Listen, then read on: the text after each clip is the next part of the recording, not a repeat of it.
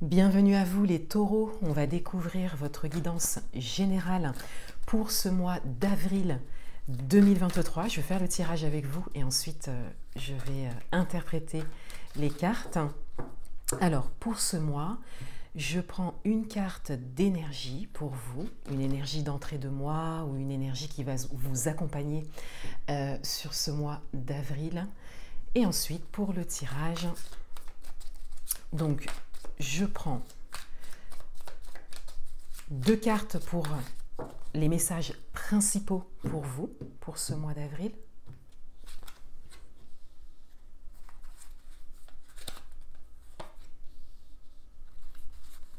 Ensuite, une carte d'atout, votre atout pour ce mois, votre challenge.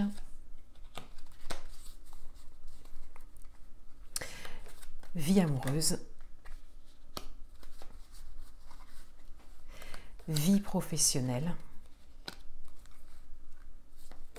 domaine matériel et financier.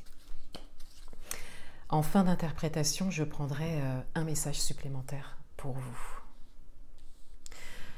Alors, on va commencer l'interprétation des cartes.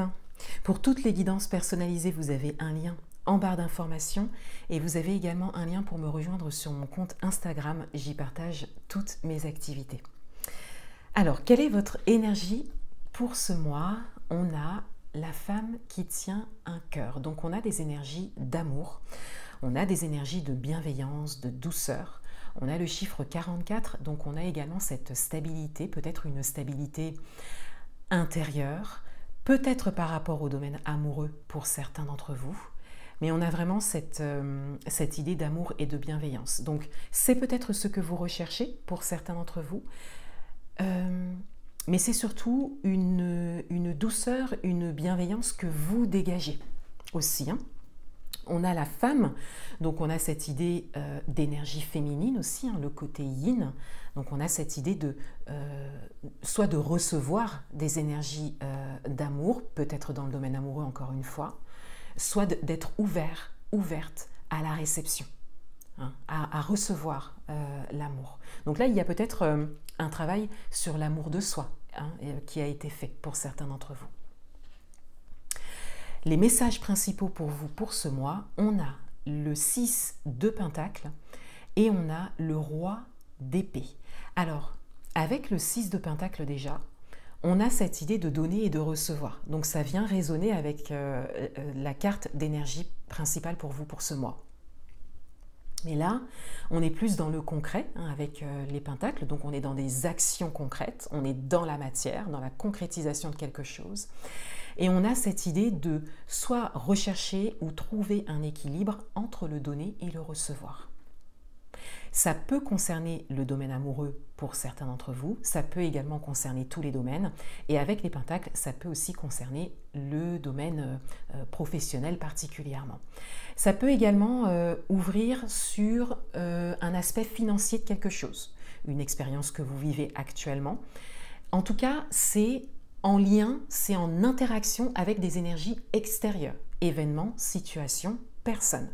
Donc, on a cette idée de rechercher un équilibre ou d'avoir trouvé un équilibre entre le donner et le recevoir. Ce que vous pouvez offrir, ce que vous pouvez donner, ce que vous avez à donner et ce dont vous avez besoin, ce que vous pouvez demander ou ce que vous souhaitez recevoir. Ce que vous souhaitez recevoir également en échange de ce que vous donnez. On a cette idée vraiment de mettre ça sur la table ce mois-ci. Et avec le roi d'épée, on a une posture ferme, une posture directe, on a une décision qui est prise par rapport à ça. Donc pour certains d'entre vous, peut-être que vous décidez de trouver ou d'instaurer ou d'imposer, ou de poser des limites par rapport au donner et au recevoir. Et que vous posez les choses pour... quand vous donnez, il y a quelque chose, c'est pas que vous attendez, mais c'est qu'il doit y avoir un échange. Et ça, c'est une prise de conscience qui est très intéressante. Vous me le direz en commentaire, parce que quand on prend conscience de ça, on prend conscience de comment ça fonctionne. Et effectivement, lorsque l'on donne, on reçoit. ou lorsque l'on est prêt à donner, c'est qu'on est prêt aussi à recevoir, c'est qu'on est ouvert à recevoir. Vous voyez, donc ça peut être un travail très différent selon chacun, mais il y a vraiment cette idée de travail sur l'interaction et entre le donner et le recevoir.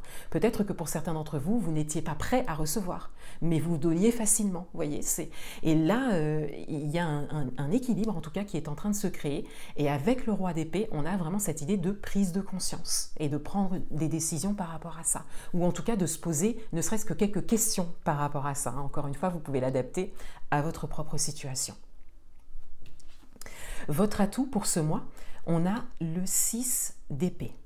Donc votre atout, c'est votre capacité à aller vers l'inconnu, à partir, à laisser quelque chose de connu et quelque part à vous aventurer vers quelque chose d'inconnu du moment que ça servira votre énergie du moment, vos prises de conscience du moment, vos décisions du moment. Donc là, on a une grande écoute de soi parce que avec des cartes comme ça, on a clairement cette idée que vous savez ce que vous voulez, que vous savez ce qui peut vous servir, ce qui peut être bon pour vous. Et vous êtes prête quelque part à vous éloigner ou à même aller vers quelque chose de complètement inconnu, même de manière imprévue, du moment que ça résonne avec ce qui vibre à l'intérieur de vous, avec ce que vous voulez, ne serait-ce que dans l'idée, puisqu'on est dans les épées ici. Donc on reste quand même dans les idées, le mental, la parole, les écrits, voilà, ces choses-là. Donc ça, c'est un atout qui est intéressant, c'est un atout qui est fort parce qu'on a cette capacité à, pour certains d'entre vous, à prendre des décisions fortes et donc à avoir comme un fil conducteur que vous ne quittez pas en fait. Et vos décisions seront quelque part les bonnes puisque ce fil conducteur, il part vraiment de vous, de ce que vous voulez et de vos besoins. Votre challenge, c'est le 9 de bâton. Donc, votre challenge, c'est que vous êtes peut-être dans une situation ou dans un moment, en fait, de votre parcours de vie où il y a quand même des choses anciennes qui ne sont pas encore tout à fait terminées. Ancienne manière de fonctionner, des croyances, peut-être une situation précise également que vous vivez. Vous pouvez encore une fois l'adapter à votre propre situation, mais il y a des choses qui ne sont pas encore tout à fait terminées et c'est encore autour de vous, c'est encore dans votre champ, dans votre environnement. Donc il y a un peu un entre-deux. Et le challenge, eh bien, c'est de ne pas vous épuiser avec ça, puisqu'on le voit ici, la personne est vraiment épuisée. Et c'est en même temps d'aller jusqu'au bout. Parce que là, vous êtes vraiment en train de replacer les choses, remettre les choses à leur place. On le voit bien ici. Donc ça implique des éléments extérieurs, événements, situations, personnes, et ça implique peut-être pour certains d'entre vous, effectivement, de partir, peut-être même réellement, physiquement, en fait, de changer d'environnement. Et là, votre challenge, il est d'aller jusqu'au bout. Parce que les éléments extérieurs vont s'accrocher à vous, quelque part, jusqu'au bout. C'est vraiment très courant, en fait, lorsque l'on quitte, en fait, une ancienne manière de fonctionner.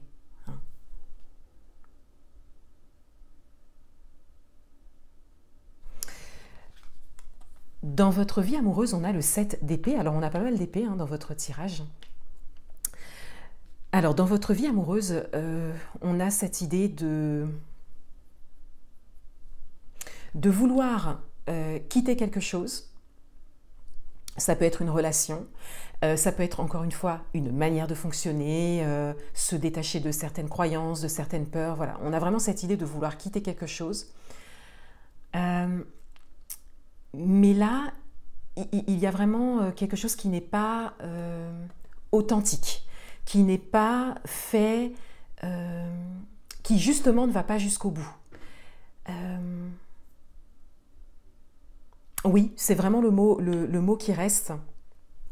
Là, on a vraiment cette idée que ça n'est pas... ce que vous exprimez par rapport à ce que vous voulez actuellement au niveau amoureux, et particulièrement par rapport à ce que vous voulez laisser, ça n'est pas exprimé jusqu'au bout pour l'instant. Là, c'est à demi-mot, c'est comme si les choses étaient faites à moitié. Voilà. Et on a vraiment cette invitation, hein, on le voit avec la carte de challenge, à aller jusqu'au bout, à garder le cap par rapport aux décisions qui ont été prises, par rapport à ce que vous pensez, par rapport à vos idées, par rapport à où vous voulez aller, vers quoi vous vous dirigez. Eh bien, on a vraiment cette idée de venir l'incarner quelque part, parce que là, on est toujours dans les épées, donc on n'est pas dans la matière, on n'est pas dans l'action. Et là, il y a vraiment, avec cette carte et vos cartes principales, on a vraiment cette idée d'entrer dans la matière par rapport à ça. Pour certains d'entre vous, peut-être que vous avez trouvé quelque part ce que vous voulez vivre au niveau amoureux, peut-être que vous avez fait une rencontre, il y a vraiment quelque chose qui résonne, hein, avec votre cœur, et on a cette idée d'une invitation, voilà, à l'authenticité, à la franchise par rapport à ça. Une authenticité déjà envers vous-même, hein, ça commence toujours par soi, pour ensuite être authentique avec l'extérieur. Donc, par exemple, si vous êtes en couple, ou si vous avez déjà fait une rencontre, ou si vous souhaitez faire une rencontre, on a vraiment cette idée de s'ouvrir, de vous ouvrir à votre authenticité, à votre franchise, pour l'exprimer à l'extérieur, et pour vraiment faire les choses franchement, voilà, ou dire les choses franchement. Parce que là, il y a quelque chose qui est quand même un peu gardé, tout n'est pas dit, tout n'est pas exprimé. On le voit ici avec cette carte. Dans votre vie professionnelle, on a l'étoile. Alors, dans votre vie professionnelle, il y a une forme de protection déjà qui ressort pour vous. Peut-être une protection par rapport à quelque chose que vous souhaitez, par rapport à une décision, encore une fois, que vous avez prise.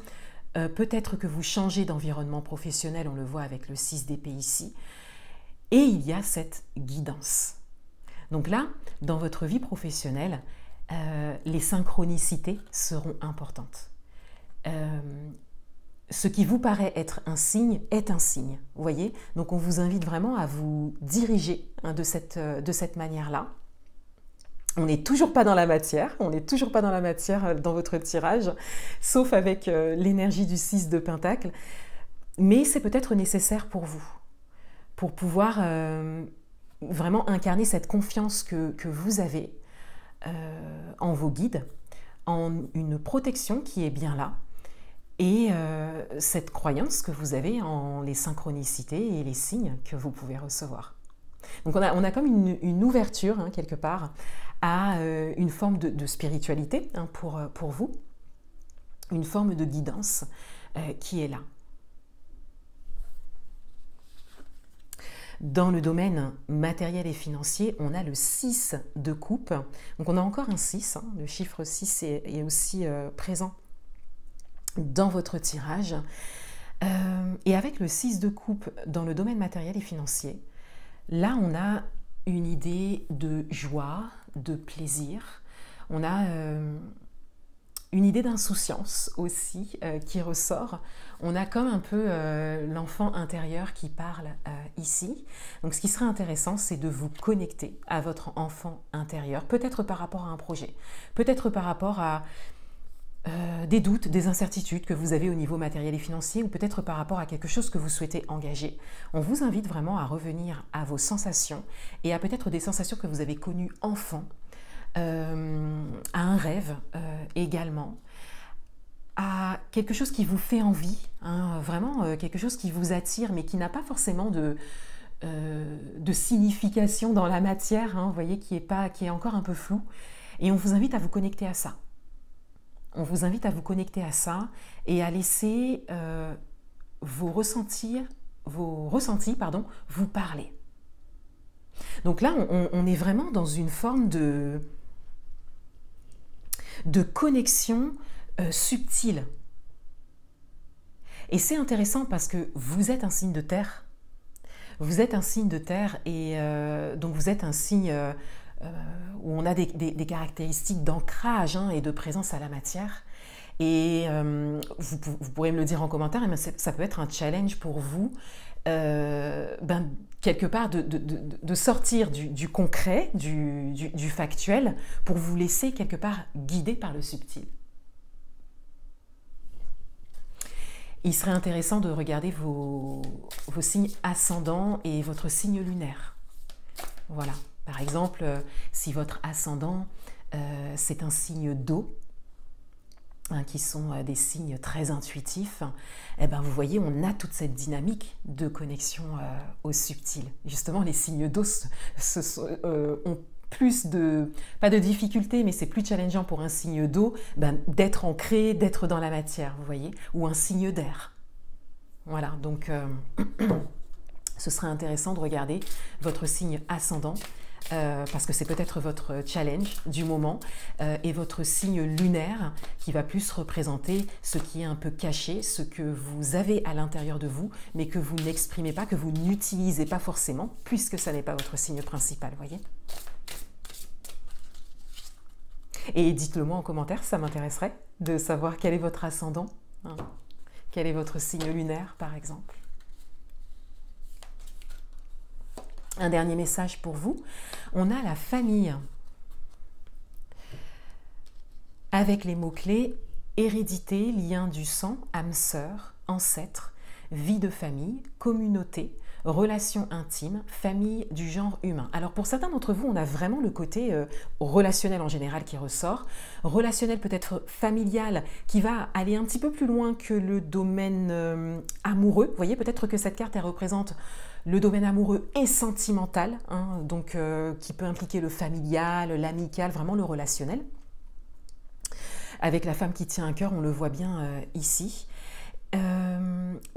Et pour d'autres, oui, je termine ma phrase, pour d'autres, on a cette idée que le domaine amoureux, c'est-à-dire les relations intimes, représente quelque chose d'important pour vous pour ce mois. Peut-être qu'il y a une décision importante à prendre par rapport à ça.